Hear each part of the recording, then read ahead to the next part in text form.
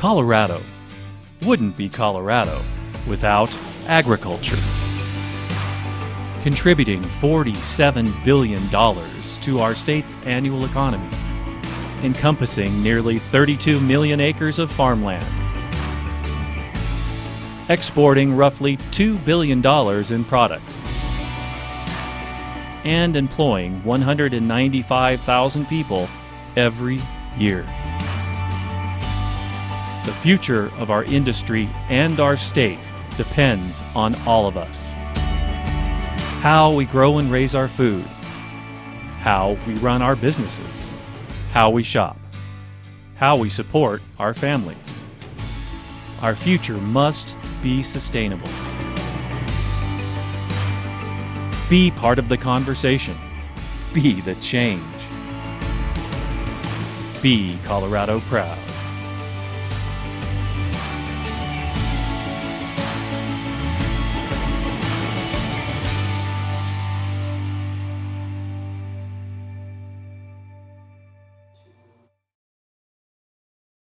Hi, and welcome. We're in downtown Denver at Truce Media, and I want to thank you for joining us today for the third annual Colorado Proud Symposium focusing on environment, cultural, and economic sustainability. I'm Danielle Trotta, Colorado Proud Program Manager, and I'll be moderating today's discussion with this incredible group of ag experts. This year's symposium will focus on every aspect of sustainability that is impacting our state. We encourage you to join in on the conversation on Facebook, Instagram, and YouTube channels. We will talk about everything from water usage, soil, and a hotter future, to consumer behavior, diversity, community, revitalization, cooperation, and profitability. We're going to cover it all today. Most importantly, we will share best practices for sustaining our industry and our state's future. First, it's my pleasure to introduce Governor Jared Polis, who has recorded a few remarks about why sustainability for agriculture in our state is more important than ever. Colorado's agriculture industry is a key economic driver of our state. That includes 38,900 farms covering 32 million acres, more than 195,000 jobs, more than $47 billion to the state's economy, and that includes $2 billion in exported products. And of course, the agriculture industry is intricately woven into our state's history. It's who we are and who we will be. We wouldn't be here today if it wasn't for generations of Colorado farmers and ranchers who've dedicated their lives to feeding and nourishing Coloradans and those across the country and the world. I know the last 19 months have been challenging with supply chain interruptions affecting farmers and ranchers across our state. You faced wildfires and mudslides and droughts, and despite that, you've persevered to maintain Colorado's status as a leader in agriculture internationally. And you can keep growing delicious food to feed Colorado families and families across the world, and finding new ways to innovate and stay ahead of the curve. This year's symposium is focused on how our industry can continue growing, evolving, and thriving. And that's what Colorado is all about. We never rest on our laurels. We always push for something better and more amazing. With a focus on cultural and environmental and economic sustainability and growth, today's Colorado Proud Ag Symposium we'll explore how our farmers, ranchers, restaurateurs, food business owners, other ag professionals are meeting their present needs while planning ahead. I've had the opportunity to see firsthand how farmers and ranchers around the state are leading the way, having visited so many exciting farms and ranches during my time as governor and before. And I'm glad to say that we have a lot to be proud of, Colorado proud of. Enjoy the rest of the symposium. Thank you for all of your amazing work. Let's all be Colorado proud. Thank you, Governor Jared Polis, for those inspiring words. Next, I'd like to introduce USDA Undersecretary Jenny Moffitt, who is joining us today virtually from California. Undersecretary Moffitt is in charge of administering the USA Department of Agriculture's marketing and animal and plant health efforts. She's also a farmer and has been focused on water usage and water rights, climate, and of course the land. Today, she will discuss the importance of growing local and regional food systems, expanding processing and distribution capacity, ensuring open and competitive markets, and investing in climate-smart agriculture. Please welcome Undersecretary Moffitt. Hi, and thank you for that warm introduction, and thank you for the opportunity to speak with you today. I'm a big fan of Commissioner Greenberg and excited to share the virtual stage with her along with all the other presenters. When I received the invitation to speak at this symposium, I jumped at the opportunity. So many of the issues that you're tackling with in Colorado are the same ones being faced by those in the food and agricultural industry across the country. Issues such as how do we prioritize a more resilient food system, one that's resilient to shocks and global pandemics, while also prioritizing economic and environmental sustainability? How do we create food equity while also creating more economic equity for our producers? How do we ensure a level playing field so that all farmers and ranchers and producers have the same opportunities and access to markets? And also, how can those of us in agriculture, and what can those of us in agriculture do to affect climate change? In so many ways, USDA is making investments and taking steps to transform our food system, to make it more sustainable for those of us working in agriculture and those who benefit from it. Whether it's growing our local and regional food systems, to expanding processing and distribution capacity, to ensuring open and competitive markets, investing in climate smart agriculture, and many more, we are building back better than before. As someone with farming roots myself, I'm excited for the opportunities to partner with you to expand opportunities, real opportunities for farmers, ranchers, and the communities that we live and work in. I grew up on my family's organic walnut farm. I spent my childhood in the orchard helping to paint the trees white to prevent sunburn, walking the orchard after dinner with my dad to help irrigate. I raised market lambs for 4-H and FFA and planted buffer strips along our orchard to attract beneficial insects. Later, I was fortunate enough to be able to come back to my family's farm. But as you know, it can be tough to be a young farmer. As someone who ran the family farm and processing operation for 10 years, I know firsthand the worries that producers face trying to manage their farms for both economic and environmental sustainability. And that was before a pandemic. Like you, I saw firsthand what happened last year to our food supply chain when the world turned upside down. And while we faced difficult times, we also across the United States saw the incredible power of togetherness, of innovation, of adaptation, of farmers, processors, and all parts of the food supply chain working to forge a path forward, doing what we needed to do to get food and agricultural products to the people who needed them. And now we have a unique opportunity to learn from these past 2 years and to build a stronger food system that's even more resilient than what we had before. A food system that needs to be fair, competitive, distributed, and resilient.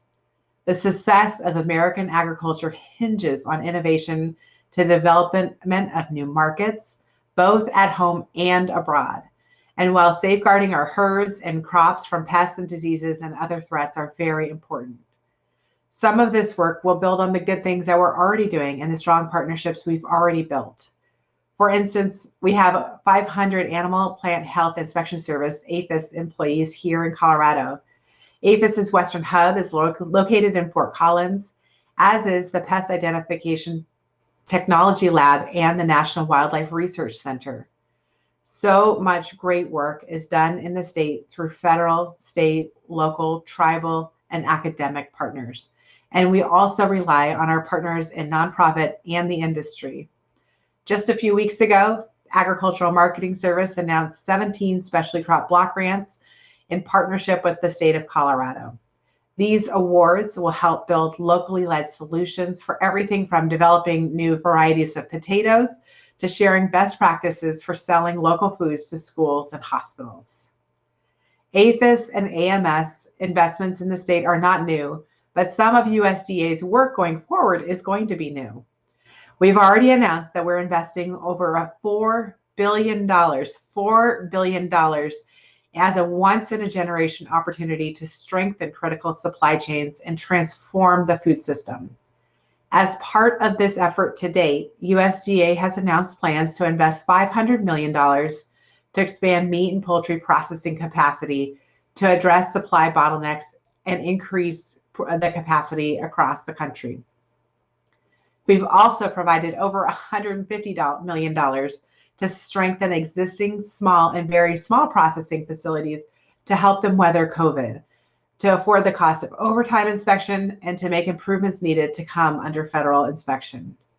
And through rural development, we've announced $100 million in investment in the Loan Guarantee Initiative, which will leverage hundreds of millions more in lending through community and private sector lenders to expand food processing capacity writ large and finance other food supply chain infrastructure. And we're just getting started. So I look forward to sharing additional opportunities and hearing from you guys about opportunities in Colorado as well. USDA is also focused on enhancing competition, creating economic opportunity and fairness across America's agricultural and food supply chain.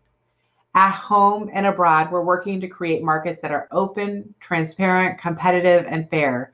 From the enforcement of laws like the Packers and Stockyard Act designed to ensure competition in the opening of new markets, USDA is paying attention to who benefits and taking steps to ensure that all actors have a fair chance to compete. Doing so will increase farmers and ranchers' earnings, deliver greater value to workers, and offer consumers healthy food produced closer to home. The need for local food produced closer to home was highlighted during the last year and a half when the pandemic dramatically increased the demand for local and regional foods. We saw that here where I live in California, and I know you guys saw that also in Colorado. Investments to strengthen local and regional food systems are an important way to improve resilience in the local food supply chain, and again, to return a greater share of the profits to those who grow, harvest, process, and prepare our food. It's why USDA has allocated over $400 million to get local fresh food into our feeding programs. We're doing this through cooperative agreements with local, state, and tribal governments to purchase food for food bank networks and from local and regional producers, and from locally socially disadvantaged producers as well. So this is about local procurement for food to support local farmer and producers networks and to connect them with local feeding programs. This is in addition to the $11 billion in pandemic assistance that USDA has allocated to help producers in food and ag businesses get back on track from the disruptions associated with the pandemic and plan for the future as well. Part of this funding includes $700 million for the Pandemic Response and Safety Grant Program. I hope you all have heard about that. This grant program provides assistance to small businesses, including food processors, distributors, farmers markets, and specialty crop producers. We know businesses have implemented important yet costly improvements to keep the workplace safe during the pandemic. And this funding in this program is designed to help cover those costs. The application deadline is coming up. It is November 22nd. So I urge you all, if you're eligible, to apply for the program. And if you're not eligible, or even if you are eligible, to please do spread the word. Again, the program is the Pandemic Response and Safety Program, and it's run out of USDA Agricultural Marketing Services. Working together, we can also address the ever-growing climate crisis. As a farmer, I saw firsthand the important impact of climate change on my family's organic walnut orchard. I saw the effects of drought and significant weather-related events. But I also saw the role that farmers can play in combating these effects and the role that farmers play in combating climate change. Agriculture must be part of the solution. And I know from my experience in California and from my travels across the country that there are important programs that are working. Using cover crops, for example, changing grazing practices, capturing methane gas over manure lagoons, composting manure to improve soil health. Through these and many other initiatives, there are so many ways that farmers and ranchers are making a difference. At USDA, we're looking at opportunities to expand voluntary adoption of practices that put agriculture at the heart of tackling the climate crisis and fostering sustainability. We know that any lasting change must be farmer, rancher, and landowner led, and USDA is investing significantly in those efforts. We're taking a multi-pronged approach that covers research, education, outreach, conservation incentives for farmers and foresters through existing programs, and support of new markets and environmental benefits generated by the agricultural sector. I know many of you are already paving the way in conservation practices, in precision agriculture, and circular economies, to name a few. And I know we must continue to support and incentivize practices and research and demonstration trials as well. Climate smart agriculture, more and better markets, equity in the system, local and regional food systems, making historic efforts in these initiatives will require all of us in the food and agriculture industry to come together and to work together to implement these successfully. We know we need to continue to hear from you so that we are successfully making lasting change. And we're just getting started. USDA is here to listen, to collaborate, and to work together. We're here to serve the food, agriculture, and forestry sectors. I look forward to getting to Colorado at some point to see your great work in action and discuss ways for USDA to continue to support that work. Once again, I want to thank you all for all that you're doing to produce and distribute food, feed, fiber, and flora here in Colorado and across America, and for focusing on ways to make this work culturally and economically and environmentally sustainable. Thank you so much and have a great conference. Thank you, Undersecretary Moffitt, for sharing your knowledge and perspective with us. It's so important for all of us to understand what sustainable initiatives are taking place around the country and how our own practices can play a role in the larger ecosystem. Now it's time to dive into our panel discussion. We will hear today from ag leaders who will share their mix of environmental, cultural, and economic best practices around sustainability. To my right, we have Dr. James Pritchett, Dean of College of Agricultural Sciences and Director of the Colorado Agricultural Experiment Station at Colorado State University. Then, of course, we have Colorado Commissioner of Agriculture, Kate Greenberg, Sheldon Rocky, partner and owner of Rocky Farms in the San Luis Valley, and Nicole Baum, Director of Business Development for Gotham Greens. To start things off, I'd like to have each panelist give a brief introduction and answer the following question with that introduction as well. How do you define sustainability in agriculture? We'll start with you, James. Danielle, thank you, and really appreciate the chance to be here with this esteemed panel today to be able to talk about sustainability. You know, on behalf of Colorado State University, which is the #1 ranked sustainable university across the United States. I want folks to know that because Stanford's #2, MIT is #3. It seems like our own land grant is doing pretty well. But on behalf of CSU, we know that sustainability takes an investment right now, an investment of passion and energy and wisdom, and that's what the university provides. When we think about sustainability, I kind of draw on my own experience growing up in rural southeastern Colorado, thinking about what it meant to be sustainable. And the narrative that existed for us, or maybe that common understanding was that every time we farmed or we ranched, we had in our mind's eye the food production we were doing in that moment, but also that we didn't want to preclude anybody else from doing the same, and that included future generations. So for me, that piece around using our natural resources, ecology, the production system, really what's taking place with us economically and in our social structure, that's what sustainability means. Great answer, James. Commissioner Kate, we'd love to hear your answer. Great. Well, thank you, Danielle, and likewise, it is a pleasure being with you all.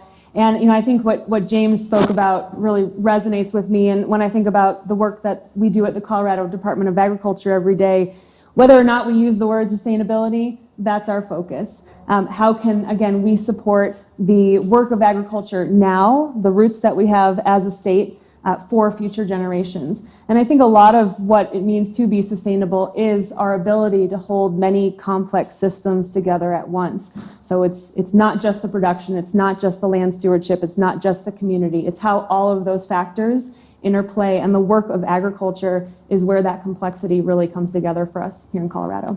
Absolutely, lots of plates spinning for sure at all times.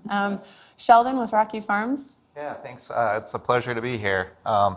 Yeah, I'm a third-generation producer. Along with my brother, we're a partner and owner of Rocky Farms LLC in the San Luis Valley. We're just located just north of the town of Center, where we produce about 250 acres of potatoes annually, along with quinoa, and we also are using a lot of cover crops in our rotation. Of course, you have to start with the tough question. That one always gets me. How do you define sustainability? And I always ask, well, what pillar do you want me to define first? Because there's so many sectors and different things. But to me, it's being able to take the resources that I've been blessed with and be able to take those and use them year after year to produce a great crop. And if it's not just the land, if it's the water, if the cash, as long as those are there every year to be able to continue what I'm doing, I feel like I'm sustainable. And the most important thing to me is that going to be there for the next generation? So. Absolutely. Nicole, with Gotham Greens? Yes, thank you so much for having me here. And a great question. So Gotham Greens, we're a plant-based fresh food company, and we have a network of sustainable greenhouses throughout the country, including one right here in Colorado. We have a greenhouse at the Stanley Marketplace at the former airport here. So really, when we think about sustainability, we're really starting with water conservation. 98% of lettuces and herbs in this country are grown in California and Arizona, two places that have extreme drought. So when we started this company back in 2011 and built our first greenhouse, it was really thinking about how can we really support local sustainable food systems and also be very efficient with our water usage. So our hydroponic recycling water systems use 95% less water than soil-based farming, while using about 97% less land. And that's where it starts for us. Wow, that's great. Yes, your consumers can buy into that equity, which is really important. Absolutely. Well, thank you for all your views and definitions of sustainability in agriculture. We're going to start with some environmental related questions, since this is a very relevant topic for everyone right now. James, are you seeing any trends with farms providing demonstrations on regenerative ag with soil, water, carbon sequestration, and other roles that animals play? Danielle, thanks for that question. And I think maybe it's natural for us to sort of evolve our conversation today from sustainable agriculture to regenerative agriculture. This idea that we'll be giving back, whether that's with the water that we have or the social structures that are there, maybe it's about our soil health. And it's true that farms and ranches in Colorado are beginning to demonstrate those very practices. Now, I don't know that it's always revolutionary, those practices, because we've done that stewardship for a long time in Colorado. But maybe it's about, as Kate had said, the complexity of what we're observing in those systems and the kind of hands-on nature that we're doing that. Maybe that's what we're demonstrating now. So Danielle, we're beginning to see more and more of that. What I think is true too is it goes beyond just maybe agritourism in our demonstration, but this is really about creating that credence attribute that comes with our food. So I think consumers are more interested in their food now than they have been in a generation. And they're really excited about learning how their food is grown and how resources are managed in that process and how workers are treated as part of that. And so from a production standpoint, whether you're a company that's working in the value chain or whether you're a producer, you'd really like to be able to develop credence around the attribute that you have around your regenerative practices. So we're starting to see those regenerative practices not only demonstrated on the farm, but we're starting to see it across social media. You know, today people are joining us on Instagram and Facebook, and I think we talked a little bit about TikTok earlier. That maybe there's an opportunity there too. But as we see that credence attribute being elevated around regenerative agriculture, we're seeing it in all of those innovative demonstration ways. Yeah, great answer. And I do think that consumers really like the buy-in and that they can be a part of it via social media without actually having to get dirty. Nicole, how will we ensure food and agricultural stability in the changing, hotter climate? What can we do to help? How can we ensure food production will, maintain? Yeah, so really for us, our mindset is thinking about creating these sustainable local food systems, right? And connecting especially urban consumers with where their food comes from. So for us, in our hydroponic greenhouses, we're actually recycling all of our irrigation water, and we're creating kind of these like perfect growing systems and climate recipes. So it doesn't really matter if we're farming, in Chicago where it's sleeting and really cold and windy, or in Colorado where we have so much beautiful sunshine. We're really using a lot of technology to help us leverage all these elements and really create very coddled plants, right? So we can be growing very efficiently and sustainably all year round.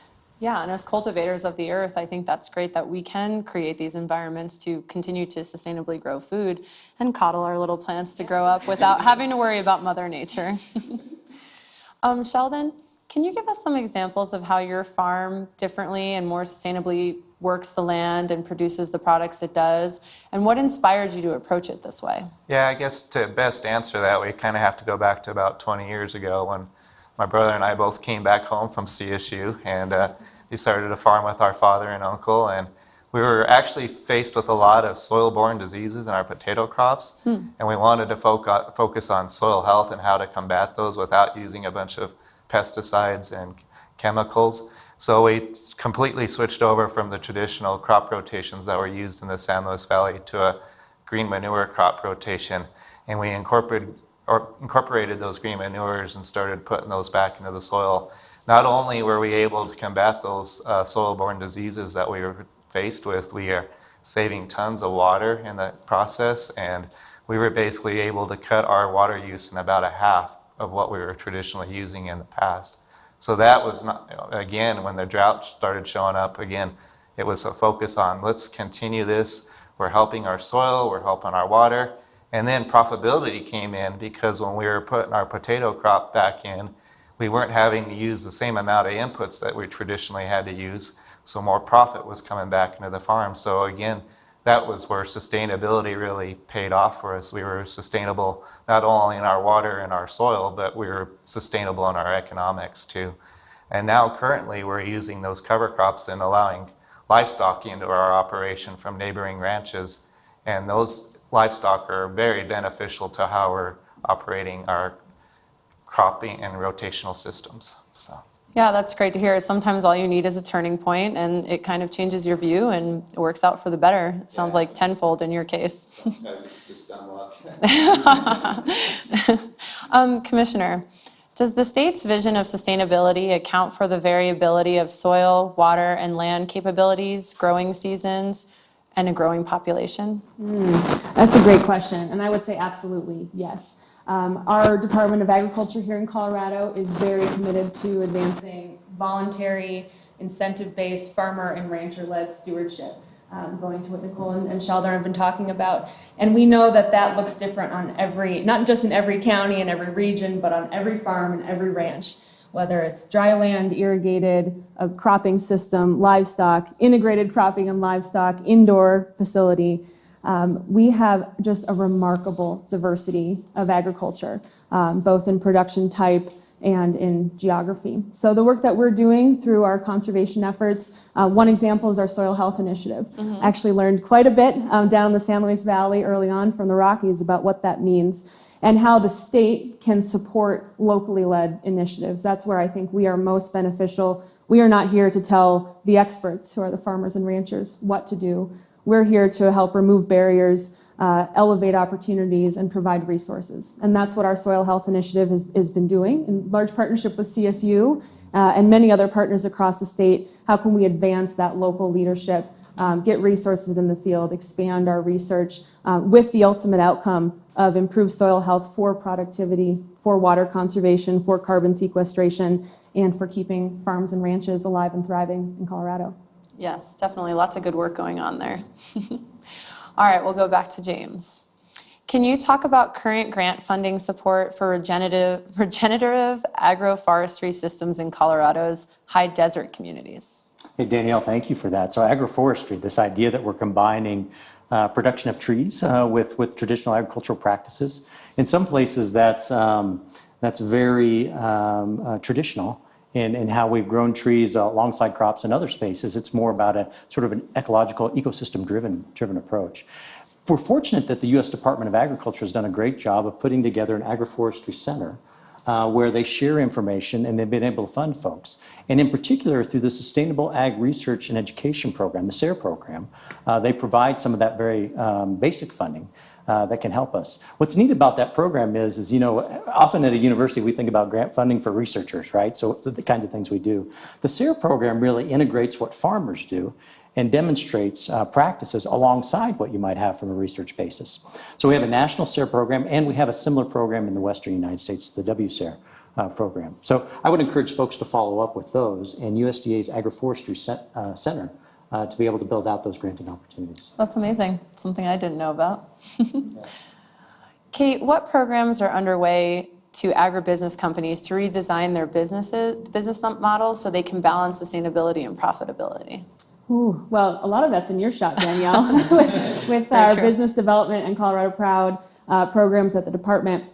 I do want to touch on the work we're doing around stimulus because that really gets at the big picture of what the future of our investments as a state for Colorado agriculture look like. This past legislative session, the General Assembly here in Colorado gave us $76 million for Colorado agriculture to get out to producers, to businesses, to really help shape what the future of agriculture looks like here. And within that $76 million, we have dollars to support business development, especially around marketing and promotion for Colorado food and ag businesses. We have dollars to support soil health investments that farmers and ranchers are looking to make, drought relief. We have grants for processors, looking at the bottlenecks in our small and mid-scale processors in particular, and what they've had to step up to do to continue feeding us throughout the pandemic. And so we're helping support those businesses that are looking at how do we take the challenges we faced, in particular this last 18, 19 months, and turn that into an opportunity to be more diverse, more resilient, and more connected to consumers as we move forward. And to James's point earlier, we see the consumer base being more nuanced now in their purchasing habits, more interested in the story, the people, the production methods behind their food. We hope that the resources we're helping get out into the field will allow those businesses to capitalize on this moment, which is a huge challenge, but also, again, a huge opportunity for really reinvesting in the future of production and processing in the state. Absolutely, yeah. The farm to market grant and the loan opportunities that are coming down the pipe, it will be interesting to see what can be done with those dollars for the bottleneck situations. Sheldon, you talked about innovative crop rotation in the past. How can this increase soil health and save water? Yeah, that's a good question. It's probably easier to get you on the farm and show you, but like Kate's been there. But to tell you, it's just, when you can grow a cover crop and we go back to diversity, that's the big key. When we put our cover crop in, we're putting about 15 different plant species in that cover crop. And that really is part of it. The root systems that some of those plants provide, we're adding a lot of legumes, a lot of grasses, a lot of like your turnips and radishes that help with compaction and stuff like that. So it starts with the diversity in the plants. We use about 6 to 8 inches of water. The San Luis Valley traditionally only gets 7 inches, and that doesn't come during the growing season at all. So we obviously are irrigating with center pivot irrigation. So we put that on in a timely manner so that we can get that up in the prime growing season. So we get it up. We implement that cover crop as best as we can. And this was prior to adding the livestock grazing into that system. So just getting it in, putting it back into the soil. So you're taking the nutrients that the soil already provides, turning it into a different system and putting it back into the soil. So everything's back in there, ready for the next crop to be planted, which for us is potatoes. Now that we've added the livestock and the grazing part of it, that just adds another piece where it changes it from one form to the other form where it's more readily used for the next crop.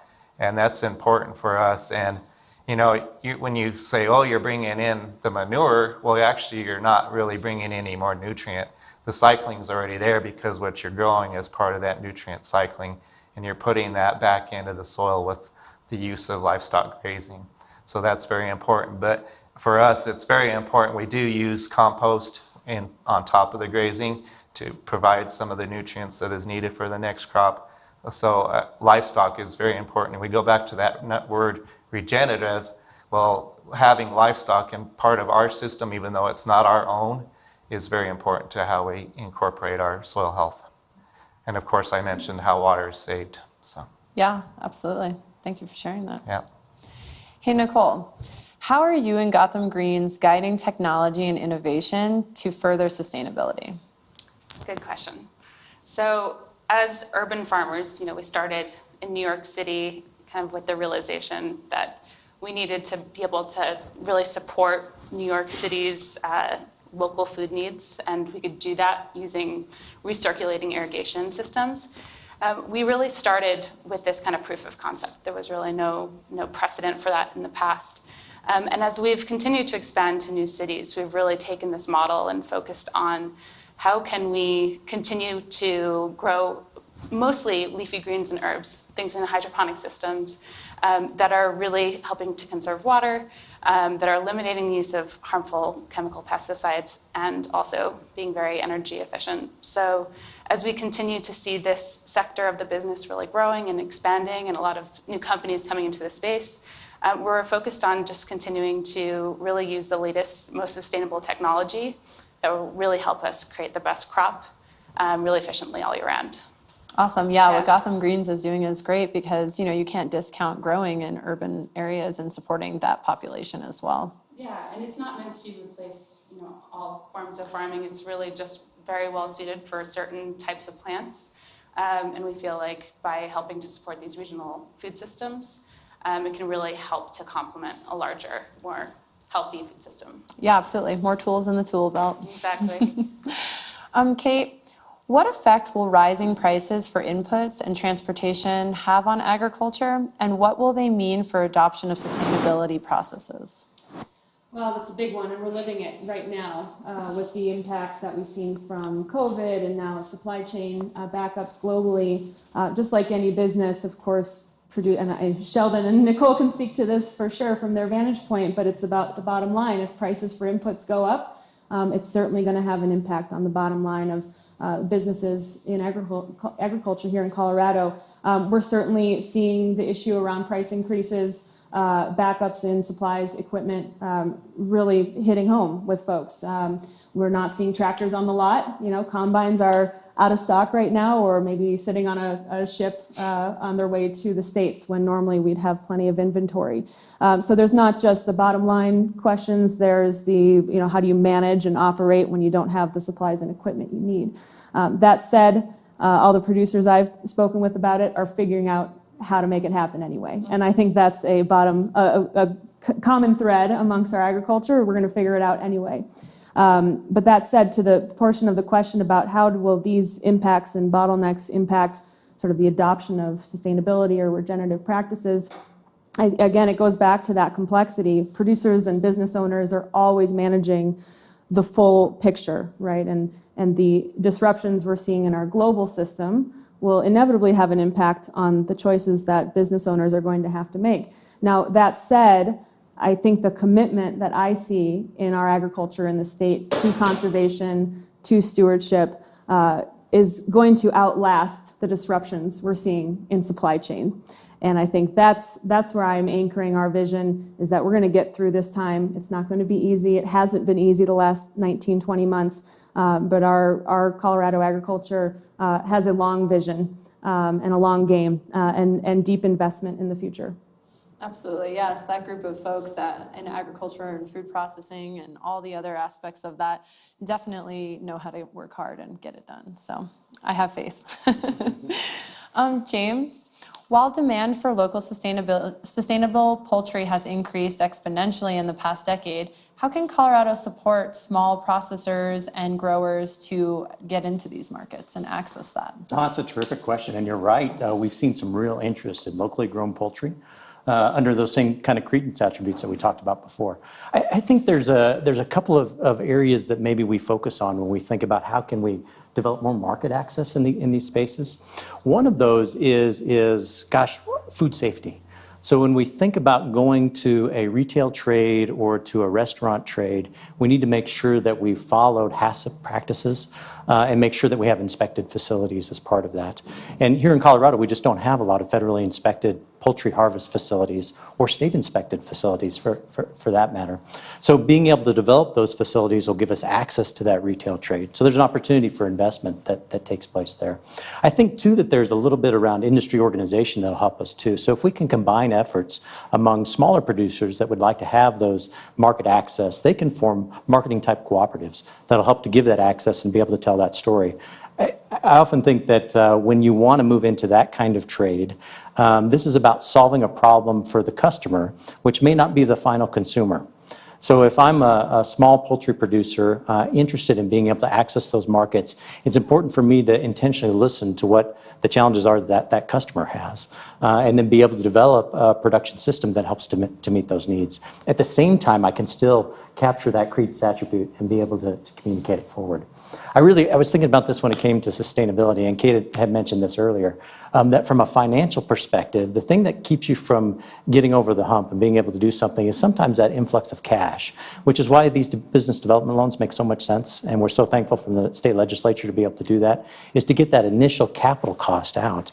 And then we worry about the cash flow side of things and how that goes forward. So I think there's lots of different potential solutions to help us gain market access.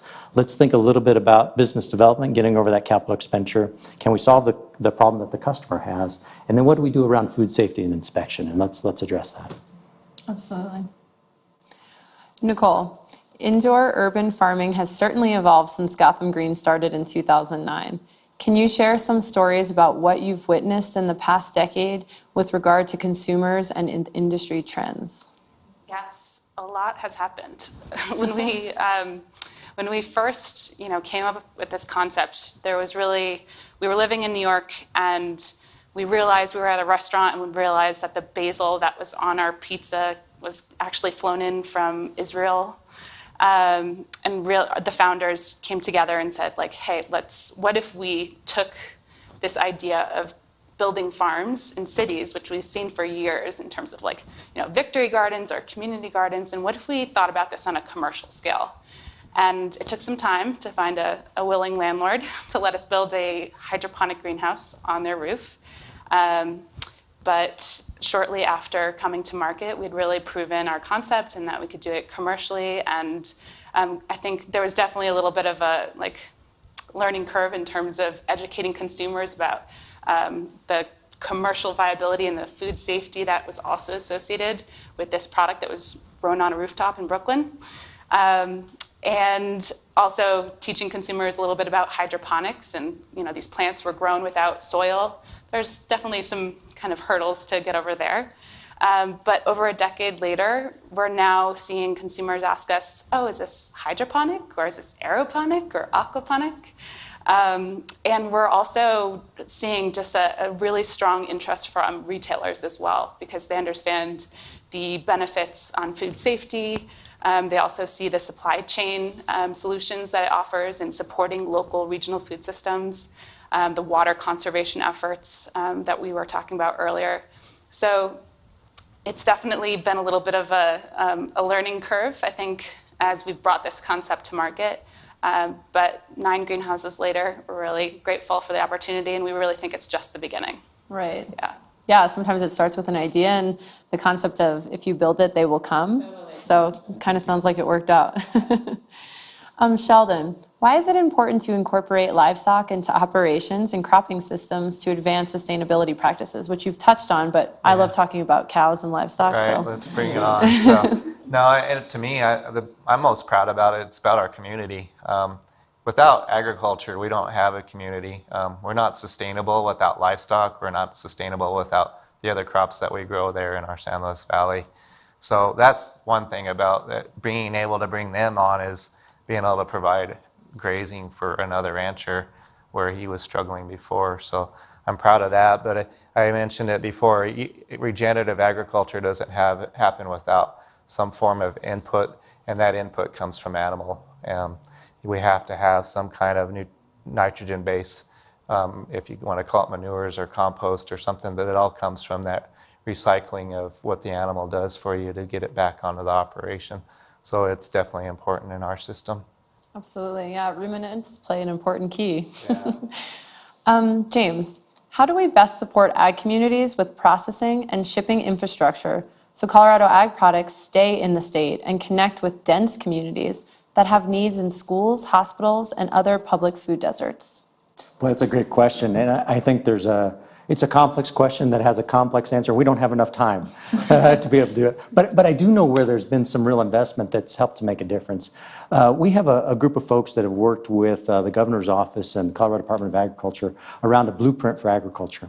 And that involved looking at food systems throughout the state and having listening sessions where local producers began to connect with community members, began to connect with buyers. And then we're able to do asset mapping so that we understood what investments make sense in which communities. So now we got to bring together that investment of capital to help us to be able to make the types of infrastructure investments that allow us to be resilient. And it strikes me that now's the time to think about those things as we come off the pandemic. If the vulnerability in our supply chain and in our value chains has never been more apparent than it was in the last 18 months. So an agricultural system that forever had been built around low-cost production, bulk blend and store, we used to say on the grading side of things, is really now thinking about, hey, what's the resiliency of that supply chain, and how can you be nimble and responsive to what your local needs are? So let's do asset mapping. Let's understand what our community goals are, and then let's make those capital investments in those spaces. I do think that if we want to do something like farm to school, so that we connect the local agricultural production to what our schools are doing, we have to rethink about the model of the school, because it's not the case that cafeteria that your kids go to school in has been set up to take raw agricultural products and then make that available. We actually have to make an infrastructure investment in that space. USDA has helped us to do that. CDA has helped us to be able to do that. That's something that we can model and replicate throughout different kinds of school districts. The same thing is true as we connect with other sorts of institutional buyers. So the economic barrier is really about understanding what the search costs are to connecting people, and then how do you modify your current plan to be able to accept that. And that takes a little bit of creative and innovative thinking. I tip my cap to Nicole, which is hard to say 3 times in a row, right?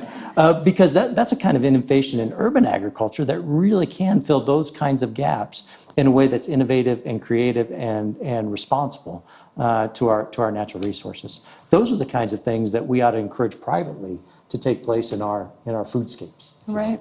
Yeah, it's not a one size fits all. You've got to look at the assets and the community and move from there. Yep.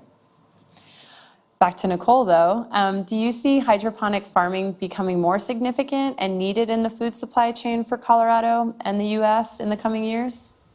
Yeah, I do. I'm always careful not to say this is a one size fits all solution, because it really it works super well in things like lettuces and herbs and different types of fruits. So yeah, I think that there's certainly a huge opportunity, and for the first time in years, we've actually seen the growth within the sector even outstrip other parts of the industry, even including organics. So we definitely see that there's a lot of increased interest and support of this sector, and yeah, we're excited about it. We think that especially with food safety being kind of underpinning the intention behind growing in these enclosed greenhouses, where it doesn't matter if we're unfortunately having forest fires or there are food recalls, off the West Coast, it's really largely insulated. Right. Yeah. Like we mentioned earlier, another tool in the toolkit, and not replacing one portion of agriculture, but adding to it. Exactly. Sheldon, the San Luis Valley is the #2 producer in the U.S. of fresh potatoes and requires easy to water for irrigation. What are your fellow farmers doing to create sustainable aquifer systems? That's a great question, Danielle. We have actually been creating sub-districts within our water districts. Those sub-districts have been formed to basically self-impose fees on ourselves based on what we are pumping and taking out of that aquifer that lies below us. And we've been using those fees to take land out of production to curtail and reduce the amount of pumping. When we originally started the sub-district that I belong into, we felt like we needed to get to 30% reduction, which I probably can say today we have done, but unfortunately we haven't quite gained where we need to be. We have reduced the decline in the aquifer at a plateau level, so we've done a good job there and we're excited about where we're at, but unfortunately we haven't had the snowpack that we needed to get the regain back to the sustainable level that we're trying to reach. And we have some goals that we've set for us in the next 10 years. We are actually looking at another plan that leads us more to a one-to-one. So right now you can currently pay for what you're pumping, no matter what kind of amount of water you bring in towards your credit. And I should have mentioned this before, but part of that fee is offset based on what surface water you're allowed to bring in off your water rights. And if you put water rights back into the ground, your fees aren't as high as those that have less water rights. But so we're trying to reach towards a goal of more of a one-to-one system to be able to meet more of a sustainable aquifer level. And it's a struggle. We've worked hard at it, and I really feel like we're still going to reach that goal here in the future. Well, that's great. I mean, you're doing things within your power to be able to hopefully change the future a little bit. I will mention that there is the governor has part of his budget, some funding that might be available too. So that's key to us to pay attention what the next legislation session does and make sure we get that funding that's available. So great. Thank you for sharing that.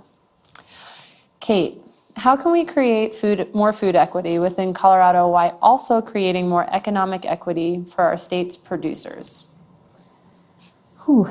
Let me collect my thoughts, because that one touches on everything. And you know, I think I humbly attempt to answer that question because it's so much bigger than just me. But I'll talk first actually from water. The state has been supporting a water equity task force to actually think about how we support basins in responding to water scarcity, water shortage, in a more equitable way. We have many, many different communities across the states, not just at the watershed or basin level, but our Sakia communities in the southern part of the San Luis Valley, indigenous communities, and our 2 tribes in the Southwest, my home basin.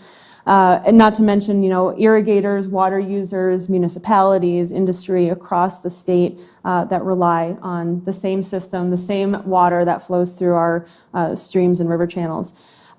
So that's one incredibly important sort of effort that we're thinking about. How do we put that equity framework on the management and stewardship of our natural resources in a new way? Another example is going back to stimulus, and James mentioned the loan program. Part of that $76 million the legislature gave to the Department of Agriculture last year to get out to the field included a $30 million revolving loan fund. There's actually a grant portion in there too. It's $5 to $10 million for supporting small and mid-scale processors, and $10 to $20 million for beginning farmers and ranchers, and in particular underserved and underrepresented producers. So we are looking at the landscape of lending now, in addition to historical barriers, especially for farmers of color in the conventional lending world. There's a huge intergenerational issue around farmers of color not having access to financing that then in many instances across the country and across our state prevented those farm and ranch families from passing down the farm. Dust Bowl is an example where many families were able to make it through with relationships with lenders. That was not true for many of our farmers of color and families of color. So we are looking at how we build this loan program differently. The legislature gave us great autonomy to consider that. To consider how do we do payback periods? Can we look at the cash flow needs, especially for producers in the beginning parts of their career, where it might take you 12 months to have cash flow off of the land? And can we be a part of a lending ecosystem, not by any means the be-all, end-all, and not by any means here to replace conventional lenders, but can we come in at a higher risk point in time, working with individuals who have more difficulty accessing conventional lending, and help be that bridge into developing a cash flow, expanding a business, entering into new marketing streams, creating those relationships that will help a business grow. So those are 2 examples: equity in water management and stewardship, equity in lending and financing, where we are really trying as a state to open up resources for those who historically, traditionally have had difficulty in accessing them. Yeah, all very important parts of the system, for sure. Thank you. So Sheldon, we'll take it back to you. How is traceability and improved measurement of key climate drivers, such as carbon targets, going to improve the future? Well, that's a good question. I really haven't thought a lot about it. The one thing that I do know that when they talk about carbon credits, they look at organic matter, and we actually get a little frustrated when we talk about that, because what we've done on our operation, we've kind of hit the top of where we can take organic matter in our soils. So we need to look at that a little bit differently. But obviously, this type of system that we're using, we feel like we're capturing some of that carbon and putting it back in. And I think that's important to look at more systems like that and try to implement that, not just in our area and not in our state, but across the country. So. Yeah, absolutely. That makes sense. Nicole, are there specific efforts to support startup companies in the ag space applying some of the sustainability practices we've been discussing? Yeah, I mean, that's a great question. I can speak more to like our company and what we typically do. In each of the regions where we have facilities, again, it's really, we talked about like kind of creating the sustainable food system, right? And like being part of the community. We're really involved in like the local community gardening areas of our cities. So in Denver, we work with Doug's, and whether it's opportunities to donate plants or to go into schools and help to educate some of these students around, how do you grow a plant, right? Or like, where does a tomato come from? How do you grow a tomato? We work with a ton of local schools and also community organizations to help kind of support this environmental education and wellness programming. So I'm personally more involved in that aspect, but I know there are also a ton of really great kind of startup meetup groups in cities across the country that are really like sharing information. And also many of the large universities are just amazing resources in terms of continuing education and making sure you're staying up to speed in terms of what is the latest technology and where are the resources that are available, whether it's through the state or federal government. Absolutely. And I do enjoy when you say that Gotham Greens is also educating the younger population in school, elementary and above. It's just really important that they learn that that's an opportunity for them, even if they didn't come from it. So, Danielle, I'd like to add a little bit to that. Yeah. If I can. So Nicole's business example is really, it makes people excited about the opportunity. So entrepreneurs are excited about that. And the investment community is interested in that too. So in Colorado, we have just this tremendous ecosystem of innovation that's taken place up and down, in particular in the Front Range, and reaching out to rural communities around the state. And it's frothy, right? It's fermenting and it's bubbling up to the top. And I'm seeing that there are investment firms that are interested in making investments with social missions that are around sustainability and regenerative agriculture and around equity in food and agriculture. And then there's a group that's really good at technical assistance, right? Being able to accelerate or to incubate business ideas, or maybe just from a university's perspective, being able to provide the technical services that get us there. Maybe the opportunity for us is to put that ecosystem together and enhance and support that. So there are these opportunities to be able to connect folks. I think that will happen at the National Western Center as they redevelop that project. I think that'll happen at the Spur campus, which is CSU's campus that's down there. But there's a lot of ag innovation space that's thinking about what could that be in North Denver, the gateway into Denver, and what that might mean for us. So that future is really exciting. Yes, absolutely. There is lots of resources that folks can take advantage of. And I would also encourage people to go to coloradoproud.org. We have a list of incubators and other business development type tools. So actually, this question comes back to you, James. How do we create a Colorado roadmap for bridging the gap between producer and consumers here in our state? That's an interesting question. I wonder too about the gap side of things, what we think. When I think about the gap, it's really a mindset around making decisions and policy, right? That seems to underpin a lot. And also maybe, we talked a lot about how people are really interested in their food and really want to learn more about those credence attributes, but maybe there isn't as much information available to them about how the food is grown as part of that, right? So the agriculture part of that food and agricultural system. I think first let's start from a place of strength. So we know that Colorado is a state which is heavily urbanized. About 80% of the population sits in urban areas. But there's a real strong respect and enthusiasm for agriculture, for open lands, and for the use of natural resources. We know this because Colorado Department of Agriculture surveys consumers and tries to understand what their preferences are for water use and for keeping land in agricultural production. So that's a place of strength where we can initiate conversations, right? And then I think it takes a little bit of courage on our part as leaders to say, hey, let's have good conversations, critical conversations about wicked problems. The kinds of problems that maybe there's not a lot of scientific uncertainty, and maybe there's a lot of political capital at stake in that kind of conversation. So what should we do about growth in urban areas? How should we allocate our water? How should we make decisions about that? What are the kinds of food systems that we want to be able to make investments in? What do we envision our future to be? So if we can convene those conversations, that starts to create good questions that come from people. And learning comes from great questions that come back. So we can facilitate that piece. So the roadmap then is how do you be intentional about these conversations, and how do we get folks together? And then the important thing that we do is this follow-up on those questions with good information, with discovery, and probably with more questions when we get done. Absolutely. And the follow-up is an important part of that. I do think we have lots of conversations. We don't often follow up. So, Kate, how is Colorado reaching out to aging farm families and farm workforces to help them advance the methods of sustainability, innovation, and mechanization? Well, one very tangible way we're doing that, I'll start specific and go broad. We operate a program that goes by the acronym of CAMP, the Colorado Ag Mediation Program. And in the previous Farm Bill in 2018, the CAMP program authority was expanded to allow essentially grantees, our State Department of Ag, to support farm families in succession planning. So our team has been working with families on how they're thinking intergenerationally and providing tools for that planning process. Now, the specific question around mechanization, sort of the developments in technology, I think a lot of that comes with having these connections between generations.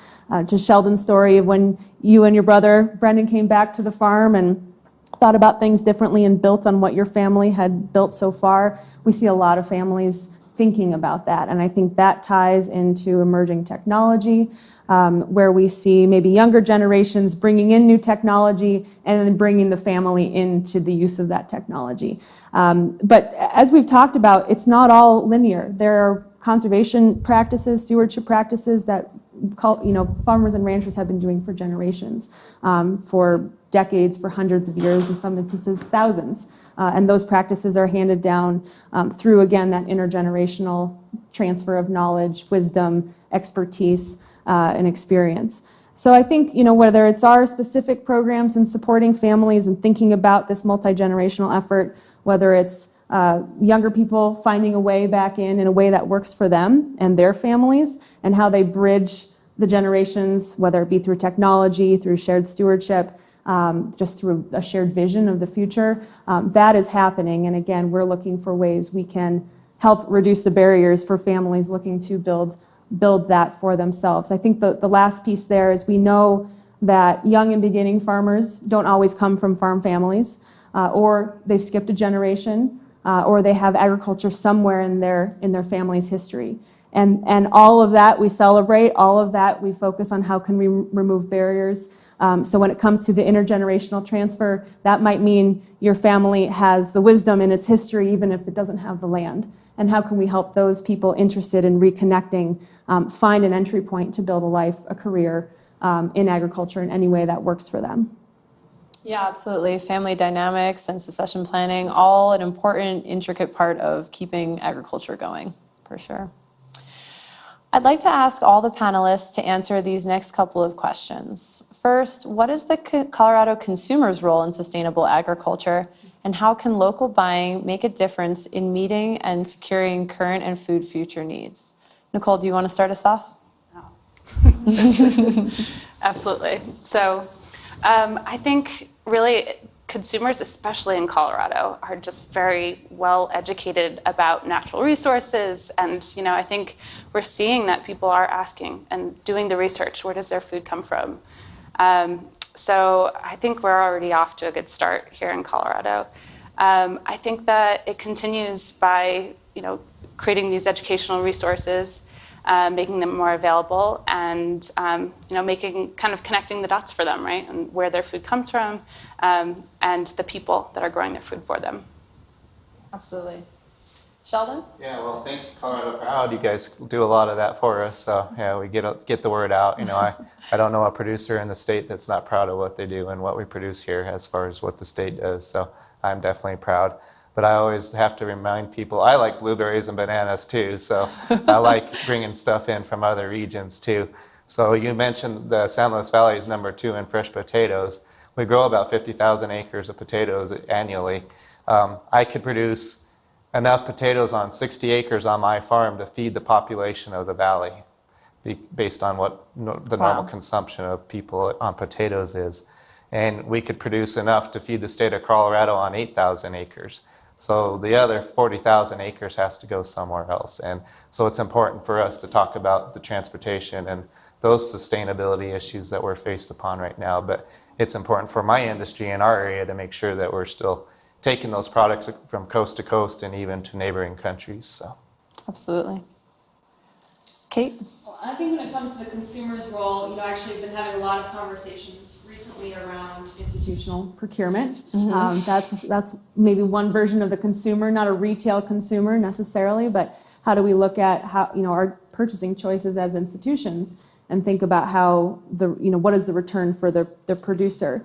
When it comes to the retail side of consumers, I think relationship is a key component of this. It's not necessarily speaking, because we can't expect every consumer to have a relationship with every person who produces their food. But I think having a relationship to the work of agriculture in some way. What is your entry point to caring about sort of the fundamental art and practice of producing food? We are lucky enough to be able to go into restaurants and grocery stores and food service institutions and be fed regularly, 3 times a day. Now, what has actually gotten worse during the pandemic is food insecurity. So while we have incredible production, we have many people, including many young people, who are food insecure. And so thinking about, yes, voting with your dollar, supporting local food, building relationships, but then also how do we, again, bring our incredible ability to produce to the people who really need to eat? Absolutely. I might just build off on that equity piece too. And I don't know that we've talked about it today, but we need to have a conversation about food waste too, right? So when we think about food waste in the United States, most of that happens at really that consumption level in households. And so if we're going to contribute to sustainability, we're going to make good choices locally. We're going to be able to make infrastructure investments in our schools that will allow us to process and bring that. And let's be mindful about what we're wasting, so that we can really think about, are we making the wisest use of those natural resources we have? And is that how you kind of wanted to answer the question? Exactly. Exactly where I was. Perfect. Well, next, what are your 2 best tips for ag professionals towards sustainability? Sheldon, would you like to start? Oh man, yeah, not really, no. Let's see, yeah, I guess stay local. I mean, I kind of steered away from that when you asked the last question about locality, but to me it always comes back to your community. What can you do to best help your community? And if it's not what we're doing in the Valley for water, and I meant to mention earlier, we're doing the sub-district thing, but there is a lot of volunteerism going on with the water savings and conservation in our area. Guys are renozzling sprinklers, and they're taking the efforts to change their cropping system to make sure they're saving that water. There's great efforts going on right now. Just like I said, pay attention to what's going on in your community. Focus first on supporting your local economy, getting your products as local as you can, but if you need to expand it, do the best you can to make sure you're providing the best product you can. So. Yeah, I like that, because we may not know the little stories that are going on in each community, and it's hard to feel that way when you're watching the news and it feels very panicky and this is, what's going on right now, but there's a lot of good happening as well, and it's good to remember that. James, would you like to answer that question? Yeah, I just want to build on what Sheldon had said, and I know this about Sheldon having been down at our research center in the San Luis Valley. So 10 research centers in Colorado that CSU has. The Rockies have informed the kinds of research that we've done. So when we have beneficial strips that we're taking for a test drive in our own research center, it's because the Rockies have taken that idea and have made it successful. And we know that we need to do some research and be able to show that elsewhere. So here's my tip, is build those social capital networks among farmers and producers together. That we'll know more and do better if we share our stories and our ideas. And it's okay, this is one of those places where it's okay to copy. Right? It's okay to copy and take somebody else's idea and take it for a test drive yourself. I think that's a great tip. The second piece is hey, be a great ambassador for the message, right? So when you have a great idea, be like the Rockies and be able to stand in front of folks and say, hey, this is working for us and here's why. And that'll enable others to be able to take those next steps too. I like that because normally we're hiding some information and it is a proprietary industry, but there's a lot that in this case we need to be sharing. Absolutely. Nicole? They nailed it, but but absolutely, I think it's really this collaborative spirit, right? Like, we don't all need to be producing the same thing. Collectively, we can be working together to do it more sustainably. And yeah, here in Colorado, there's just so much amazing sunlight that definitely not as used to in places like Chicago and Baltimore and New York. So I think also solar, trying to use renewable electricity as much as possible, I think is definitely a unique asset and strength that we have here in Colorado. Absolutely. Kate? Well, I'm going to reemphasize community as number one. I think, from a state perspective, again, it's more important to me that we are listening to the needs of the communities. It goes back to what Sheldon mentioned about Governor Polis's budget proposals for ag. Those were from listening to the communities and seeing how we can help move resources, again, remove barriers, and listen to local knowledge and expertise. And I think for businesses who are starting or growing in this area, what's happening locally, the relationships, the efforts, the ecosystem of support is so critical. But I guess the second piece would be reach out, take the initiative to reach out to the support network that exists. We've got an incredible team at the Department of Ag, including Danielle, who are on the phone every single day, helping businesses, producers, startups think through how to develop their business. And so it's real people who live here, who are committed to the state, committed to agriculture, who are willing to help businesses figure out what the path forward for them looks like. And so I'd say, in addition to leaning on your community and that sort of community-led self-determination, lean on your state and lean on this network of assistance that has people who are just as committed to help. Yeah, absolutely. If you guys do give the department a call, we will always answer the phone and try to find you that answer as soon as possible. All right. Well, I've learned so much today, and I hope you all have too. We have time for one final question. And I'd like each of our panelists to share what trends or best practices do you predict will come to the forefront in 2022? Nicole, let's start with you. I am continuing to see just more companies really kind of looking at their environmental footprint.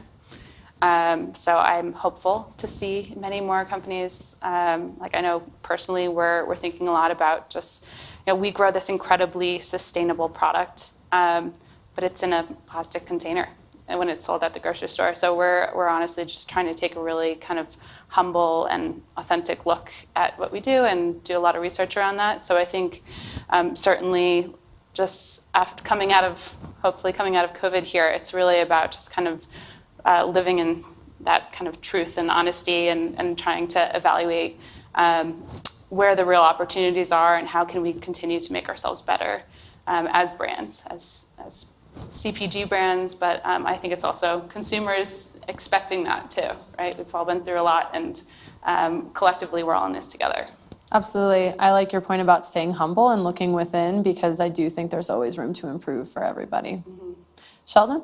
I guess the first thing that comes to mind is just variety development. Dr. Pritchett mentioned the research farms that Colorado State has in their program, but the one that we have there in the Valley is definitely working on some new varieties. And I think some of those new varieties are going to be very beneficial because we're hoping that they can bring variety selections that help save water, that use less pesticides. And those are going to be important things for us as we look at the cost of inputs and where we go down in the future. We're going to have varieties that have resistance to some of these things and have drought resistance. So I'm excited about where we're headed with the future of the breeding program there at CSU. So. And I was going to say, being a cultivator of the earth and food, I mean, that's exciting to know that you guys have the power to look forward and try to improve things just using science. It's great. Kate? I think the market trends we're seeing, kind of to Nicole's point of connecting sort of premium market opportunities back to the stewardship of production.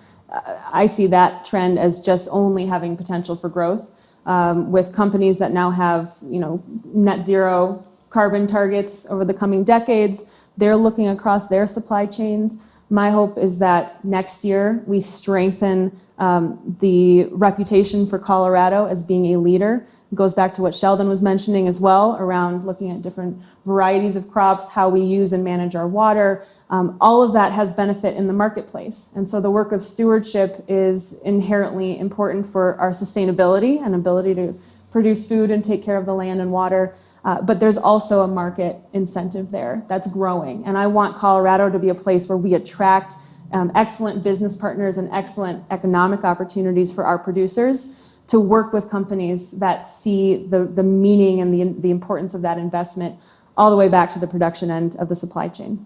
Absolutely. I might add one thing. The one thing I just thought about when Kate was talking is we're going to see some trend changes with the packaging that we're putting our products into.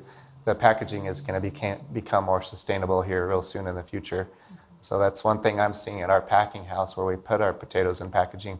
And that is coming actually from the consumer a little bit. They're asking for us to put product in different packaging. So that'll definitely change here in the future.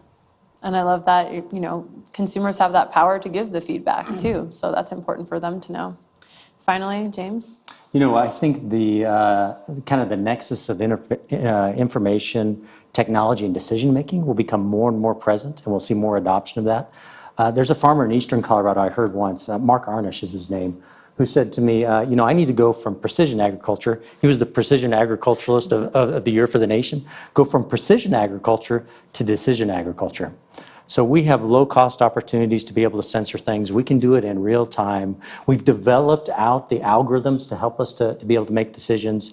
Now, let's go ahead and take that information we have, the informatics, and make that predictive so that we can make really good choices. And I think in 2022, we'll start to see more of that. Decision agriculture coming from precision agriculture. Love that. Good transition. Well, more than ever, the topic of sustainability requires complex conversations like this one. Thank you to all for attending and engaging. And thank you to all of our special speakers and panelists for guiding this important discussion. The industry dialogue is important. We will review all of your questions in the chat so we can continue to share our learnings, best practices, and strategies together. Local agriculture and local buying will continue to improve Colorado business and lifestyle, making our state even better than continuing to play an important role in our culture and economy and environment. A recorded version of today's symposium will be posted on our website, coloradoproud.com. Enjoy the rest of your day and stay well.